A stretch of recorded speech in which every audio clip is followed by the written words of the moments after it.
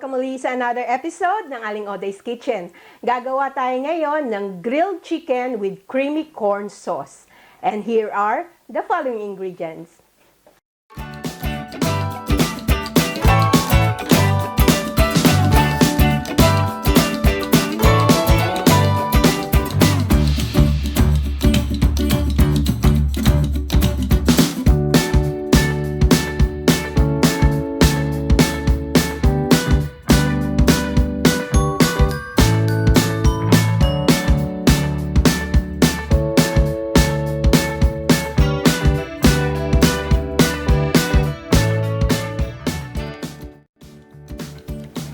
Ating first step, kung wala kayong boneless thigh, itong gagawin natin, itong ating chicken thigh, kapain nyo lang yung buto, then hiwain nyo doon sa may part ng bone.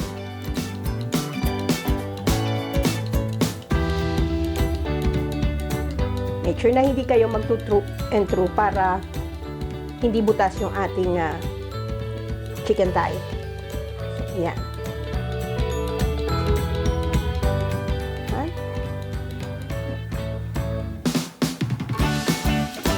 I-remove lang natin yung mga laman na nasa gilid, nakadikit sa buto. Yan. Kunin ko na dito sa ilalim. That's it. Here.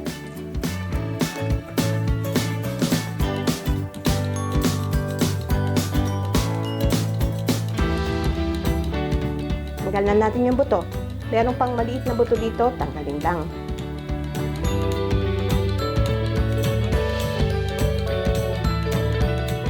Yan. Then, medyo makapal itong part na ito, i-slice lang natin para numipis ng konti. Yan. Yan. Para madali lang maluluto yung ating chicken.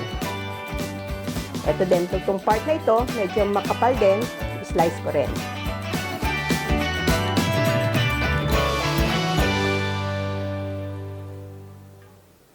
Ito, meron pang medyo matigas dito na parang cartilage or bone.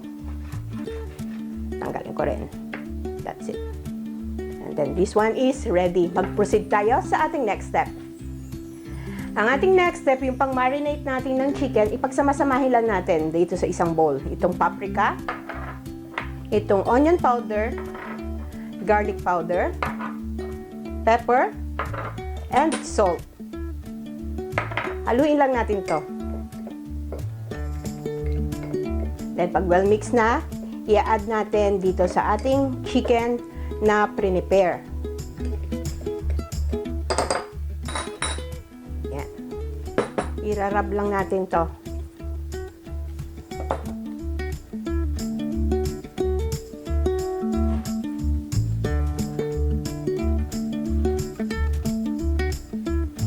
Make sure na covered lahat ng ating chicken para lahat may lasa.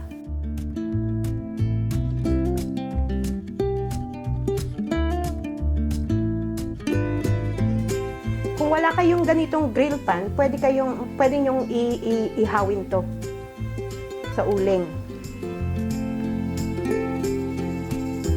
Leave ko lang to for about half an hour para mag-marinate lang. After nating ma-marinate itong chicken, dito sa ating grill pan, nagpainit na ako ng ating pan.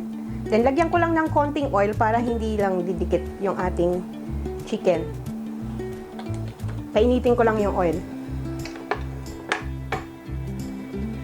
Ayan, mainit na yung ating grill pan. I-grill na natin tong chicken. Ito munang part ng walang balat.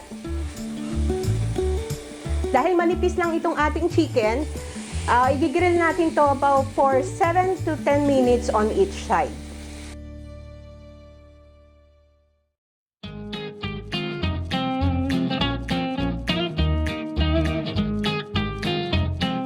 After 7 minutes, nating ma-fry dito sa isang side. Balik rin naman natin. Ayan. Then, continue lang natin ang pagluto for another 7 to 10 minutes. Ayan, luto na yung atong chicken. Pwede na ito. Then, lagay natin sa plate, iset aside muna natin. Then, continue lang natin pagluto ng rest ng ating chicken bago tayo mag-proceed sa pagluluto ng ating sauce. Ang ating next step, gagawin naman natin yung cream sauce natin. Dito sa ating saucepan, tutunawin lang natin itong butter.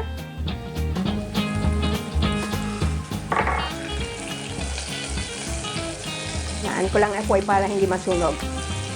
Then, i-add ko na itong cream cheese.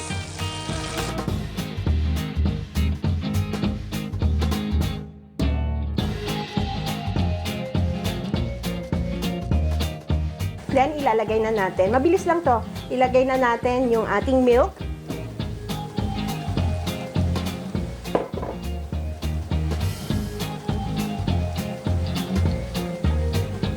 Then, yung ating garlic powder,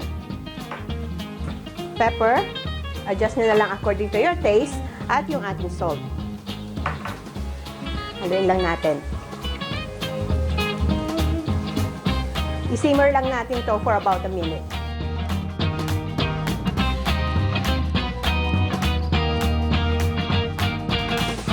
Ayan, nagsisimmer na yung ating sauce. Pwede na natin ilagay itong cream corn. Kung wala kayong cream corn, pwede na yung kernel corn lang. And lastly, ilalagay natin yung grated cheese.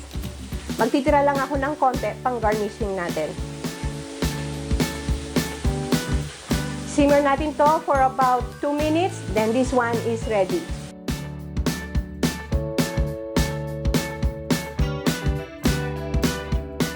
Ayan, naluto na yung ating chicken. Lagay muna natin yung sauce sa ilalim. Then, yung ating chicken. Wow, sarap. Then, drizzle natin ng sauce on top. Lagyan lang natin ng grated cheese. At kung meron kayong fresh parsley, pwede yun. Pwede din naman itong ground parsley. And this one is ready for serving. Ito na ang ating grilled chicken with creamy corn sauce. Yan, tikman na natin. So, tama lang yung lambot at luto ng ating chicken. Ating sauce. Sarap. Tama-tama lang yung corn, cream corn na sauce. Sana magustuhan niyo itong recipe na ito and share it with your friends. Don't forget to give us a thumbs up and subscribe to my channel. Ako po si Aling Oday. Magkita-kita ulit tayo sa aking susunod na video. Salamat! Bye! Please follow me on my Facebook page, Twitter, and Instagram.